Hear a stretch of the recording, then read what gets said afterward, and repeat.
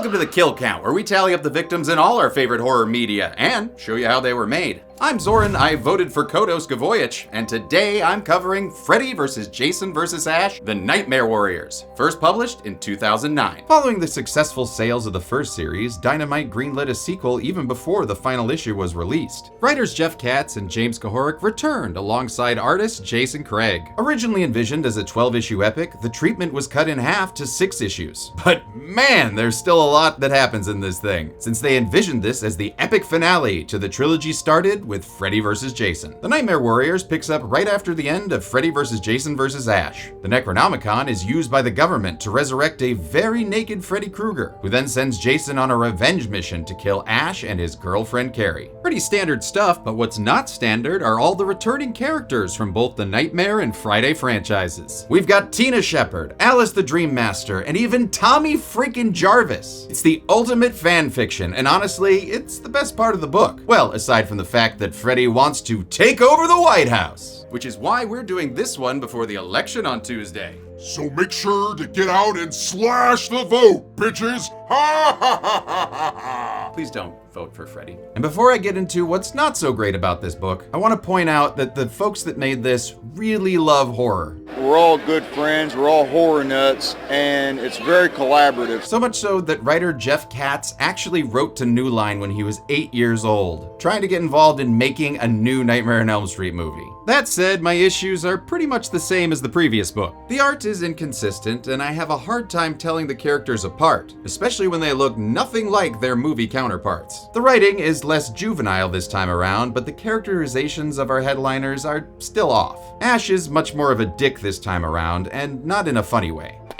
Best lock up your equipment before we get there. Gee, Neil, you think of that all by yourself? And here I thought you were a little slow. He also feels more like Sebastian Haff from Bubba Hotep rather than Ash. Freddy is still Freddy, but somehow they managed to make him even more perverted. But thankfully, our saving grace is Jason, who treats us to some truly amazing kills. How many Nightmare Warriors will be shooting down the walls Mr. Gvojic? Yes? Secret Service, sir. As of 0900 hours, you've been elected president of Kill Count Games. We're here to upgrade your security. Well, that's so nice. I didn't know that was an elected position. What you doing with my butt there? Just standard security upgrades. We'll be setting you up with today's sponsor, NordVPN. It'll keep your internet data safe with next-gen encryption while also protecting you from malicious ads, malware, and websites. Plus, a strict no-logs policy means Nord doesn't track, collect, or share your private data, all while providing you with a kill switch to make sure your data isn't exposed for even a moment. No need. I'm already on the NordVPN bandwagon. In fact, I use their thousands of servers around the world to enjoy streaming sites globally. I mean, just this past month, I watched What We Do in the Shadows from Netflix in Australia, Resident Evil from Netflix in the Philippines, and Tremors from Netflix in Canada. Everything seems in order. We look forward to working with you. Jesus, get out of here. You're breaking James's set. I don't care if you're government officials. And right now, anyone can elect to sign up for NordVPN at a huge discount, thanks to their Black Friday exclusive deal. Just go to nordvpn.com/deadmeat for a 2-year plan, plus 4 additional bonus months. It's risk-free with Nord's 30-day money-back guarantee. That's nordvpn.com/deadmeat, or visit the link in the description. How many Nightmare Warriors will shoot out the walls of heartache and go bang bang onto the count? Let's find out and get to the kills. The out-of-print comic begins when I pay $150 for it on eBay. Boop! Zoran! This time the cover art was done by Arthur Saddam, Known as the Zombie King. That's what my mother calls me. who earned that title from his work on Marvel Zombies. That actually crossed over with our main man from Michigan. Oh, me? No. And unlike previous cover artist J. Scott Campbell's borderline porn, Saddam just did straight up porn for Penthouse Comics. A quick recap of the previous comic tells us that Jason's taking a wet nap under Ash's Delta 88. Freddy was banished to the Deadite dimension, but that doesn't stop him from returning as Jason's mom, who wants him going on a revenge mission against Ash and his Cisco-inspiring girlfriend Carrie. Oh, and look, it's Raoul and Jarvis from the previous book, who I'm sure are still harassing women in hell. Hey, Demon Chick, the power of Christ compels you to get on my dick. Yeah, if you don't ride that thing, I will. Yeah. Wait, what? Some Men in Black sedans arrive led by director Russell, most likely named after Chuck Russell, the director of Nightmare on Elm Street 3, The Dream Warriors, of which this comic draws heavy inspiration. He's brought an extraction team of quilted double-ply commandos to extract the Necronomicon, which now looks as cute as a McDonald's Boo Bucket. Some divers go to retrieve Jason, but he's freed himself from the car and being drawn consistently. I mean, seriously, he looks like the Sin City yellow bastard here. A blubbing diver is feeling so broke up that he wants to go home, but Jason's schloop John B's his neck, continuing the tradition of really weird sound effects.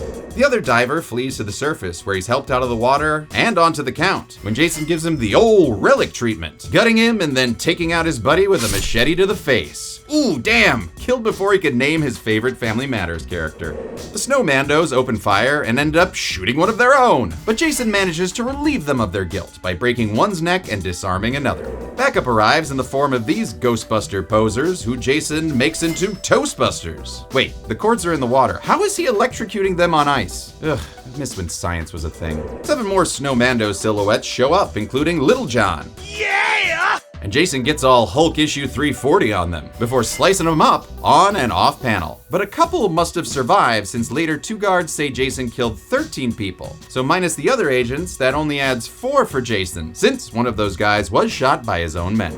He finishes his spree by grabbing his mask, which is somehow on the lake after it was last seen blasted off and left in the rubble of the Voorhees house. Continuity police, now with a real mustache. 6 months later, we catch up with Ash, now living in Franklin, Michigan with Carrie, who according to writer Katz is getting used to domestic life, like Frank Drebin in Naked Gun 33 1/3, a personal favorite. How do you like your meat, babe? Tender and juicy or hard and charred? Yeah, neither of those are good penis descriptors, sir. Speak for yourself, bitch. Oh, maybe pants aren't such a bad thing. J. Jonah Jameson reports on some grisly murders along the interstate, but we never met them, so they stay off the count. Carrie's gerontophilia is interrupted by our first returning legacy character, Dr. Maggie Burroughs from Freddy's Dead, The Final Nightmare. You know, the one that turned out to be Freddy's daughter, Catherine Krueger. She's working with Dr. Gordon. I'm a doctor. No, not that one. This one's the Hypnosil Hawk and Doc from Dream Warriors. She's recruiting folks who are focal magnets for the supernatural to help fight beings like Freddy and Jason when they inevitably return. But Ash isn't really a team player and sends her on her way while Jason watches from the shadows. Wait, it took him 6 months to walk from New Jersey to Michigan? That's only 500 miles. Slow-ass motherfucking Jason. Ash goes on a give Jason a moment to kill Carrie beer run, and sure enough, Jason attacks Carrie, who defensively distends her jaw. I guess in an attempt to eat him like a snake. I don't know. All while Ash buys some Red Henry beer, a reference to Army of Darkness. And that's not the only one, as we cut to a theater showing Army of Darkness. Now, how does that make a lick of sense? Well, before I can get an answer, Freddy appears. How about we swap some spit in the back row, little dream master? Ha ha ha ha ha ha! He's referring to Alice Johnson from Nightmare on Elm Street 4 and 5, who is watching the movie with her grown-up dream child, Jacob. Back in Michigan, Ash returns home to find that Jason has divorced Carrie's head from her body, putting her on the grill when she really belongs in the fridge. To make things extra awkward, Carrie's parents have arrived for a very fucked up Three's Company episode. You killed my little girl. What? No, it's not what you think. Ash then punches him out of the comic entirely, grabs his trademark guitar case, and flees while a shadowy camo man watches. Over in Washington, D.C., Director Russell is talking to Agent Carter. No, not that one. It's this guy, who looks like Ash for some reason. Russell wants to use the Necronomicon to create an army of monstrous assassins, as illustrated by this Slash Street Boys album cover. He then uses a War of the Worlds tripod to translate the Necronomicon and bring back Al Bundy? Welcome back to the land of the living, Mr. Krueger. Oh, it's Freddy. Sorry. I didn't recognize your Sasquatch thighs, Mr. K. Freddy's return prompts a creepy, totally not foreshadowing a betrayal wake-up from Maggie. Daddy's back. She's in bed with Dr. Neil Gordon, and a knock-knock almost turns this into the movie Knock-Knock when 2 busty girls enter. But before they can ask to see Dr. Gordon's PhD-ick, we learn that this is Rennie Wickham and Tina Shepard. Rennie is the final girl from Jason Takes Manhattan that had visions of that little shitty boy Jason. And Tina is the telekinetic older woman who's still drawn like a teenager. From Friday 7, The New Blood. Rennie is an empath, meaning she's highly tuned to the emotional states of others, and senses something bad is about to happen. Maggie responds by crushing her hand, or whatever's happening here, and tells her to grab a snack and wait for the rest of the legacy characters. Come on, Ren. There's a cream-filled donut with my name on it in the fridge, and I want to get to it before Neil does. Are we sure this isn't a porno? Ash is at Crossover Junction, as seen by signs referencing locations from Halloween, Texas Chainsaw Massacre, but no Bixby with a mustache! His camo stalker wants an autograph, but he's already boarded the train, and he's not the only one, as these two fellas catch a ride? However, Earl and his buddy, we'll call him Val for no particular reason, aren't alone. Whoa, shit in hell! Jason's here to kill Earl and turn his buddy into Toe Jam on a railroad crossing sign. Damn, that sign's arm really should have been down. Stephanie Kimball, the grown-up baby from Jason Goes to Hell, arrives, and she's escorted by her misspelled father, Stephen Freeman, who is very much not a blonde man. The misspellings continue when Tina introduces herself with an extra P. Stephanie just can't take all this inaccuracy, going into convulsions, and showing us she has a true eye for transitions. Oh, wait, Yoshi, grab that smiley flower before we go. Good work, buddy. The train has arrived alongside a trio of douches that make Jarvis and Raoul look like fucking choir boys. You sure got pretty lips. How about we put them to the test, boys? I'm not mad, I'm just very disappointed in you, Nightmare Warriors. Luckily, their casual middle-of-the-day sexual assault is interrupted when Jason cock-blocks one guy forever and bamfs this girl in the process. Bamf? Okay, that's not a real word. I'm gonna look this up. Bamf, the sound of a dick machete lightly grazing a woman's face. What dictionary is this? Jason turns his attention to the rest of the droogs, going bowling with this bastard's bean, that then helps this other guy get crunk. What? Finishing him off with a gnarly foot stomp. Jason then triumphantly leaves, having saved the girl. For last, oh, Jesus, Jason. Okay, an out of context mouth capitation is pretty cool, but, the tears in her eyes just make this just fucking depressing.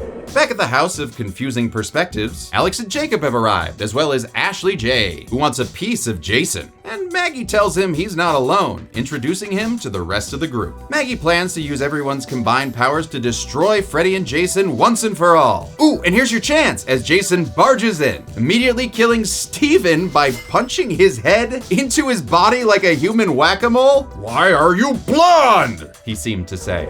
Ash grabs his guitar case to but issue 2 is way too early for a rematch. So a Hummer bursts through the wall, rescuing everyone. But who's driving this nickname for a blowjob? It's Tommy Jarvis from Friday the 13th, Part 4, 5, 6, and the Never Hike Alone series. Oh, and that one shot in Social Mediascus too. Director Russell's men arrive in order to capture Jason. All right, people, let's go. It's just like the simulation. Tag him and bag him. Oh, I know what bagging simulation you trained on.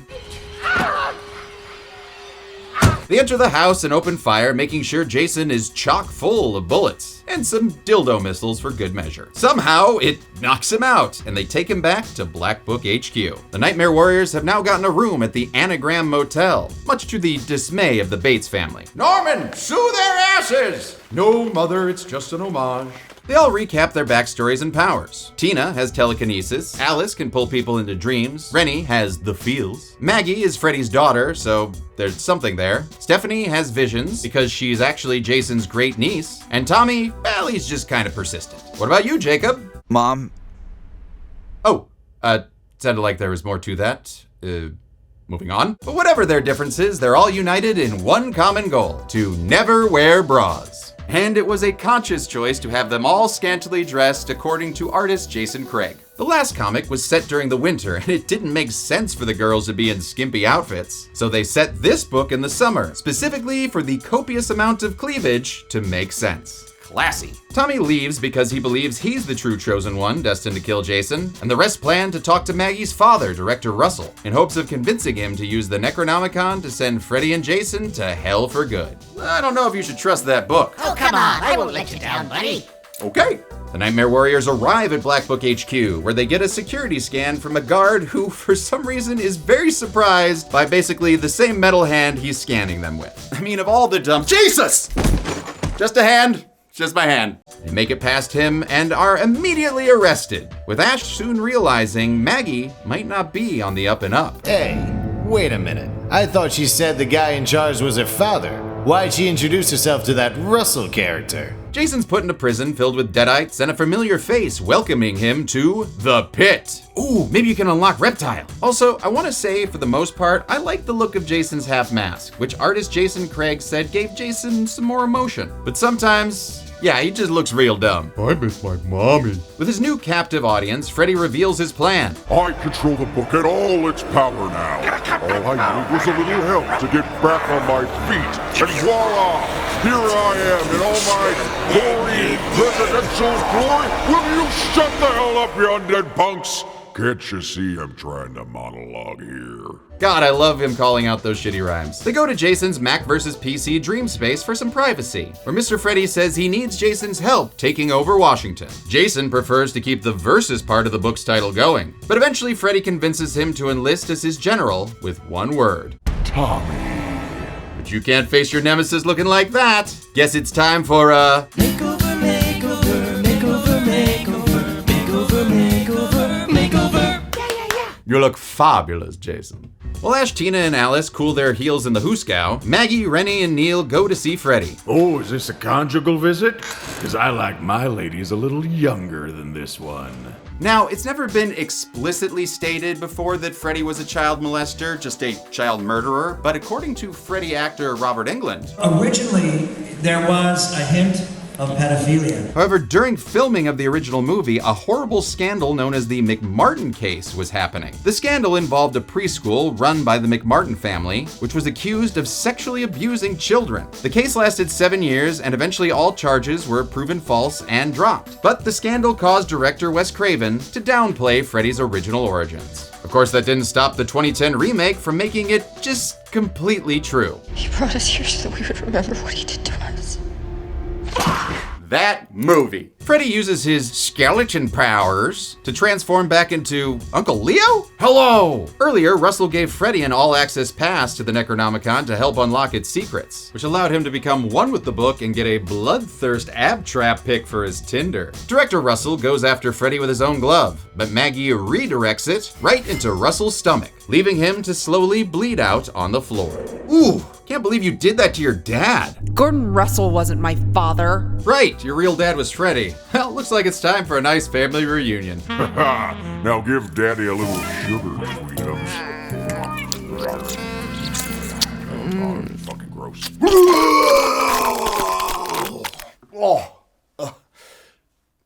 Fuck, my glasses are in there. Ooh, seriously, this is some yum that needs to be yucked. It is the single grossest comic panel I have ever seen, and I've read everything Garth Ennis has done. Neil tries to snap Maggie out of it with a kiss, but her reaction leaves him gutted. She then reveals her true name to be another misspelling. Continuity police, little help? Continuity police? Wait, did his mustache change? Freddy then turns his daughter into X-23, and she NYX's Rennie off the list of the living. Ash convinces Tina to break them out of prison in the most Ash way possible. Use your telecommunications to spring the lock and get us out of here. Love it. As they escape, they're greeted by General Stonewall Jason and his confederacy of deadites, who then chop, punch, and eat 3 Black Book employees in what looks like a hospital for some reason. Tina uses her powers to raise the floor or something. Okay, honestly, what is happening right now? I don't know, but I guess the grong means that Jason's cut off from his victims, leaving him and his Wolverine deadites to find another way out. Hey, watch it, bub. We then end this issue with some super cartoony deadites before the art style changes completely. Crudy Torian takes over for Jason Craig for reasons unknown. Seriously, I still have our researcher Bella looking for an answer. Can I please see my family now?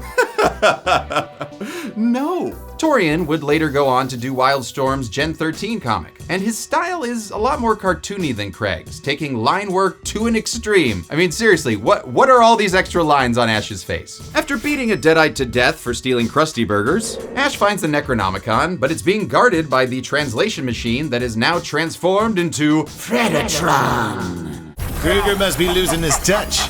He can't really think a giant erection set is going to take me down. Oh, it's actually erector set, not erection set. I know, because I just bought one for my kid. Hello, wife. Honey, I'm not sure this is an appropriate toy for our child. Ash fights the Michael Bay Astard and gets in some decent quips. Come here! Too slow, douche ex machina. Eventually defeating the robot jock with some danger, danger, high voltage. And since I counted the Doppel Freddys in the last comic, I'll add this go-go gadget Freddy to the count. Meanwhile, on the streets of Washington, this hunky Roy and his friends take out 5 civilians. We got 3 decapitations for Jason, a severed head for this jumpy fellow, and a guy with just really high blood pressure in the back. And I'm not gonna count this creeper's sleeper hold victim, because wrestling isn't real. Okay, I know people say that sometimes. It's scripted, yes, the outcomes are predetermined, but the things that they're putting their bodies through, that's real, man. The emotion that they evoke, that's fucking real, man. You think these broken necks are fake? You wanna ask Adam Copeland? Don't follow me! Jason notices a homeless man and gives him some spare machete, but it turns out he's actually Tommy Jarvis in disguise. I was meant to be the one to send you back to hell, even if it cost me my life to do it. Yeah, die, you filthy bastard! Die! Die! Die! And this plot point is so dumb, honestly it could have come out of a pitch meeting video. So I was thinking that Tommy Jarvis could pull off his Mission Impossible style mask and reveal he was the homeless guy this whole time. Why'd he disguise himself as a homeless man? Couldn't he have just wandered the panic-filled streets undetected? Unclear. And how was he able to make a perfect human mask? Because as a kid he made monster masks and he spent 25 years perfecting them instead of killing Jason. Yeah. And then he just starts firing 2 guns indiscriminately knowing that bullets do nothing to Jason. Huh. This isn't very good, is it? No. Tommy's random gunfire ends up canceling one non-Disney gargoyle with deadly force, while another 2 take him back to the White House for safekeeping. All while Jason returns to his 3D roots. Whoa! Back at the Universal Tram Tour, Jason Craig returns to do the art for Jacob's Rika Rika Thump Thump dream. Turns out Stephanie is hardcore Team Jacob and seduces him with her ever-changing hair color and nightgown opacity. Jacob's so trembly at the thought of sex that he blows his load, which prompts this inhuman Stephanie to stop the seducer and go full Medusa. Jacob's cries are picked up by his mom, so she Terminator balls herself, Tina, and Ash into Jacob's dream. They confront Fred Frenny, who rehashes his "here's how they tried to kill me" bit. I mean, they tried burning me. They tried burying me. Hell, they even tried holy water and forgetting me. Then they tried rebooting me, and yeah, that worked pretty good. It's been about 14 years since my last appearance, unless you count that Goldberg's cameo, which of course, I do not. Freddy reveals that he skinned that cat Stephanie, who's now lying on the floor looking like a Hellraiser Julia. Ash won't stand for that and goes on the attack. You're just like Disco, Kruger. Ha! You should have stayed dead. And this line harkens back to one of my favorite quips from the Evil Dead Hail to the King video game. Say hi to Disco for me. And that's about all I liked about that game. Freddy refuses to kill Ash and instead takes Jacob back with him to the White House. With Jacob gone, they realize they're actually in Stephanie's dream and try to save her by putting her skin back on, before they all wake up in the hotel room. So I guess Alice can just teleport people like Nightcrawler now. Sure, whatever, who cares? Across town, Jason's killing spree has entered the halls of Congress. Let us in. Not by the hair of our... Oh, nope, you're in. And you've killed 12 senators and congressmen. Whew, talk about a killabuster. The mayhem continues outside the White House, where a Secret Service man takes out a deadite, while another swallows this guy's soul. And then we see 2 bodies here on Elm Street, Vania Avenue. Well, inside we have 4 more bodies that add 8 to the count with a hop, skip, and a jump rope girl. A presidential address reminds us that this comic was made during the Bush administration. My fellow Americans, people thought I was out for good, but I was just down for the count. Now I'm back. It's been too long since I've shared my special brand of wisdomination with you. And if that wasn't terrifying enough, Bush reveals himself to actually be Freddy Krueger, who's instated himself as the new President of these Euphrited states. My fellow Ameribitches, before the election on Tuesday, I wanted to make sure you knew where this knife-hander-in-chief stood on all the issues. I believe in no taxation without a good asphyxiation. Give me your tired, your poor, and I'll slash the masses till they no longer breathe!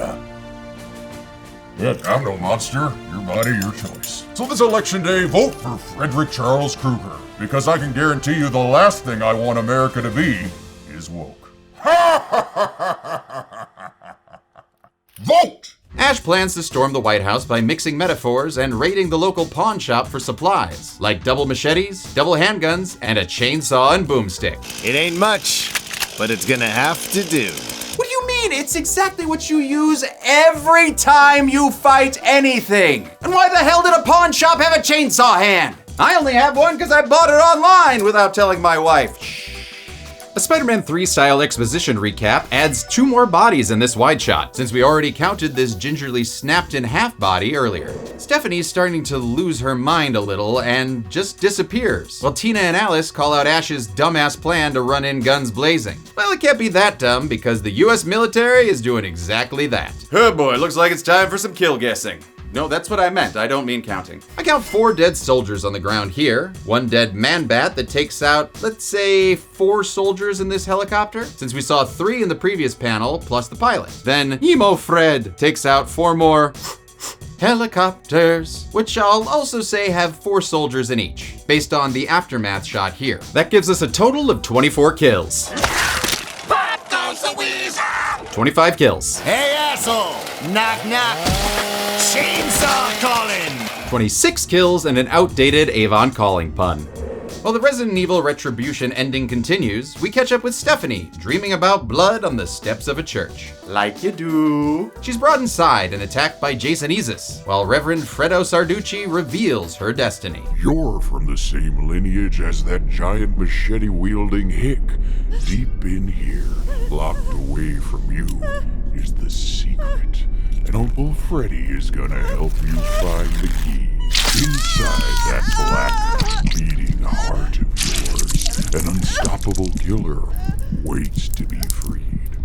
All you need is a little push.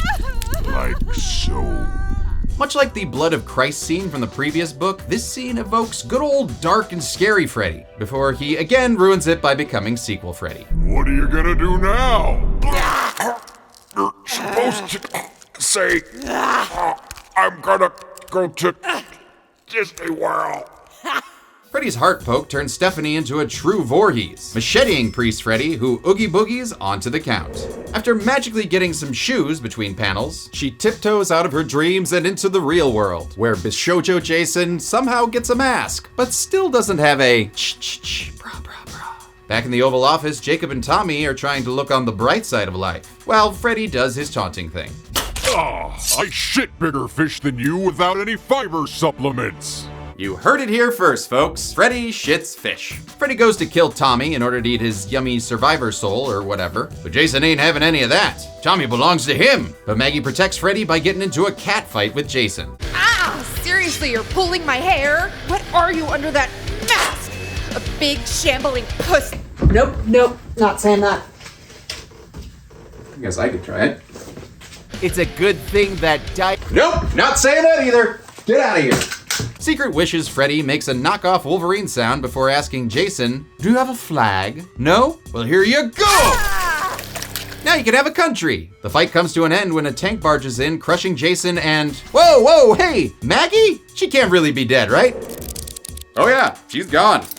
All right. The tank sounds like a distraught Stimpy before it blasts Freddy away. And honestly, I love this entrance for Ash, having been thrown through the wall by Tina's telekinetic powers. That's fucking teamwork. As Ash frees Jacob and Tommy, we see that Dr. Gordon is somehow alive, even though that belly slash should have killed him. I mean, the same thing killed Rennie and, wait, is George Washington wearing a hockey mask back there? Where was I? Oh yeah, then now black-haired Alice confronts Freddy like she's raiding a tomb, but she realizes she can't defeat him with guns. Finally, someone gets it! And her dream powers have taken too much of a toll on her body to be effective, so she sacrifices herself in order to pass her powers onto her son. I'm the Dream Master now, Kruger! And those souls include Freddy's mother, Amanda Kruger, as well as the Dream Warriors, Kincaid, Will Stanton, Taryn White, and William Zabka? You know, the real hero of the Karate Kid series. The final battle kicks off with Amanda using her helicopter-sounding Raiden powers to, dear God, kill all the Deadites? And I thought kill counting a comic would be easy.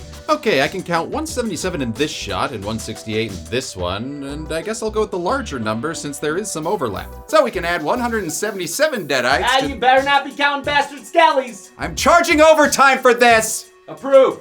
Yes! Well, it's hard to tell which of Jason Craig's circle heads have flesh, but I can definitely see 12 Mr. Skull heads, so subtracting those, we can add 165 to the count. Haha, oh, I love overtime. This cavalcade of cameos harkens back to a scene in the previous book, where Freddy resurrected Jason's victims. And it's not just Dream Warriors here. We also see Spencer Lewis from Freddy's Dead, Tina from the OG film, with her trademark sword, and who could forget Punch Girl and Swipe in Half Guy? Yeah, I have no idea who they are. With his army defeated, Freddy takes his rage out on his ghost mom. Wait, how did he Oh, he stabbed into Jacob. That's clever. With Jacob's concentration broken, Amanda, nuns away! Nuns away! Leaving Tina to take care of him while Freddy enjoys a little snack. But I know what cocktail'll hit the spot. Some ghostly, soul-quenching martini!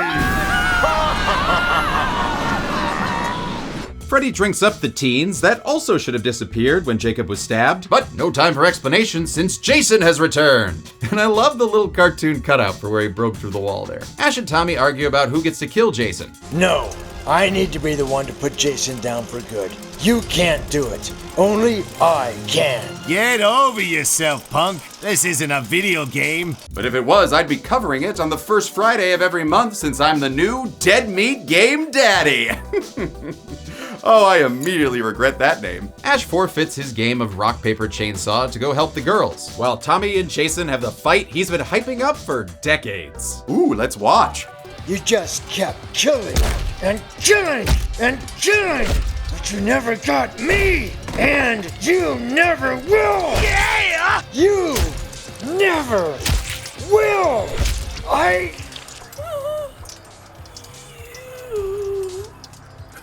Jason? Die! Before Jason can end Tommy, though, he gets 2 machetes through his chest, courtesy of Stephanie. Jason then backhands Stephanie to places unknown. Erotic. It's grosser with the mustache. And upon hearing his mamala's voice, he utters the perfect final word. Mommy? Before he's beheaded with a piece of glass by Tommy Jarvis, fulfilling the destiny he wouldn't shut up about and announcing his triumph to the world. Jason Voorhees is dead! And it even happened on page 13. That's fun. With Jason dead, it's time for Freddy to get his. Ash hands the Necronomalama Ding Dong to Gordon, who rightfully doesn't know how to read its blood ink Sumerian, but luckily someone's there to lend a ghostly hand. It's okay, Neil. I'm here now. And together we're going to stop him. Ash and Freddy duke it out for a bit before he sees Jason's dead body and swallows that soul, giving him a little Quado. Open your mind. But before he can, Gordon's ghostly translator is revealed to be Nancy Thompson from the first film. And she's translated the only 3 fucking words in that book. Quatu Prata Nikto! A portal then opens up, sucking in Agent Carter. Remember him from that one panel? No. Everyone holds on for dear life. Well, except for Freddy, since those survivors' souls must have had immunity idols. And it looks like nothing can stop the self-proclaimed dream god. That is until the book decides it wants its power back, and the stupid spermy dream demons return to strip Freddy of his power, his clothes, and his skin condition. Freddy pleads with Ash to take pity on him, but Ash ain't buying it. Don't play that after-school special shit with me. I had to cut up my girlfriend with a chainsaw. Does that sound like a freaking storybook ending to you? You want forgiveness for what you've done, Kruger? Ask the kids you killed for it. When you get to hell! Badass! Wait, why are the kids in hell? Well, it doesn't matter since Freddy is finally dead. Shot in the chest by Ash with his body kicked into the Deadite dimension. With Freddy vanquished, Nancy says a tearful goodbye to Neil. They're all waiting for me on the other side. Goodbye, Neil. I'll always love you. Nancy, please don't go. And the next day, we get an epilogue. Stephanie and Jacob survived, and Tommy has been put in charge of training the survivors in case Freddy or Jason return. Those kids are your #1 responsibility now. They've been through the war and are going to need someone to look after them. And I can't think of a better captain for these Nightmare Warriors. Hey, that's the name of the comic! Ash gets some sugar and a motorcycle that seems custom made for him. Don't know when he had time to buy that. He then takes off for a new life in Texas, even though now we know his true dream is Jacksonville, Florida. We of course get a tease that Jason will return since his body has disappeared. And as for Freddy, well, for that we travel back to Springwood, Ohio in 1964, where the police are celebrating his arrest. 2 years before he's arrested, according to Freddy's dead. Continuity police. Oh, come on, that's just silly. A time-displaced Agent Carter, remember him? I have work to do. Finds Freddy's arrest warrant that was never signed correctly, thus leading to Freddy's mistrial. So he goes ahead and signs it himself, which is still an issue since he's from the future and no one knows who the fuck Wesley Carter is in 1964. But it works, and Freddy, much like Ernest, goes to jail. Though it still looks kinda cloudy with a chance of child molesters. How many legacy characters will we no longer see after Freddy's State of the Boonion address? Let's find out and get to the numbers. Oh, that's fun. Oh, hashtag $! 253 people, Deadites, and Freddy doppelgangers died in the Nightmare Warriors, with the victims consisting of 72 men, only 9 women, and 172 unknown, giving us a chart as gray as the skin on our special boy's face. Who didn't get most of the kills this time around? That honor goes to the ghosts of nightmare movies past. And how did this stack up with the rest of the trilogy? Well, it vastly surpasses its predecessors, thanks mostly to Amanda Kruger's zappy zap zap zap zap. Pew. You know the scene I'm talking about. So with a total story page count of 132, that left us with a kill on average every 0.5 pages. We'll give the golden chainsaw for coolest kill to Stephen Freeman. Never seen a man's head punched into his chest. Ah, god damn it, the misspellings are contagious. Dill Machete for lamest kill goes to Maggie Burrows, aka Catherine Kruger, who was crushed by a tank and forgotten about immediately. Wait, who are we talking about again? And that's it. Freddy vs. Jason vs. Ash, The Nightmare Warriors came out in 2009 and completed the trilogy started with Freddy vs. Jason. With that, we wrap up our comic book kill counts as I move on to monthly video game kill counts, starting with Resident Evil in December. But until then, I'm a man who has a borderline debilitating sideshow statue addiction, and this has been the kill count. On the next kill count. Something deadly is lurking beneath the small town of Ashton. Something slimy. Something like slugs. They're crawling out of the sewers and into your homes. What the hell are you talking about? I'm talking about slugs. They're tiny mutant pests that'll eat you alive. Demented crickets? Rampaging mosquitoes, maybe? How about lots and lots of slugs? From the director of Pieces comes another movie with super horny characters. Do you like? And super gory kills. It's the underrated creature feature, Slugs. Witness the sleazy slime fest that'll make you afraid to go in the garden. Witness Slugs. What's coming into the bedroom? Slugs. What's coming out of the toilet? Slugs. What's coming to the kill count this Friday, only on Dead Meat? Slugs. Another fun-filled night in Ashton. Slugs can currently be watched on the pictured streaming platforms. Dead Meat always recommends you watch the movie for yourself before its kill count. It's the only way to have your own properly informed opinion. Kill counts are never meant to replace the experience of watching a film. There we go. It took a year, but we got there. We got that video to over 1 million, and this is actually my 20th solo kill count. I'm very happy to have been able to do so many of these. But hey, we again had a lot of fun people helping out for the sound ups with this one. I of course want to thank James and Chelsea, my wife Megan Gorman, Ted Evans, Brock Powell, Isaac Robinson Smith, and Lee Russell. And returning as Tommy Jarvis was Thom Mathews, who played him in part 6, as well as the Never Hike Alone series and Social Mediasicus too. Thank you so much, Thom, for helping us out. Then we had Deandra Lazor playing Nancy, who last played the role in Dylan's New Nightmare. Thank you, Deandra. And if I forgot to thank anyone, here's an inserted clip of me thanking them. Yes, I forgot to thank the 2 Ryans. We had Ryan Michael playing Ash once again. You can find him online at Ryan Michael Toon. And then we had Ryan George returning with an amazing pitch meeting cameo. Wait, Michael, George? Are both their last names just first names? Is that what makes them so good. Also, a quick thanks to Mark Kleinfelder, who did the mix for this whole thing, and that was a lot. Back to you, Zoran. Thanks, other Zoran. That's all I got. And remember, be good people. It's me trying to say it like groovy. Did it work? You let me know.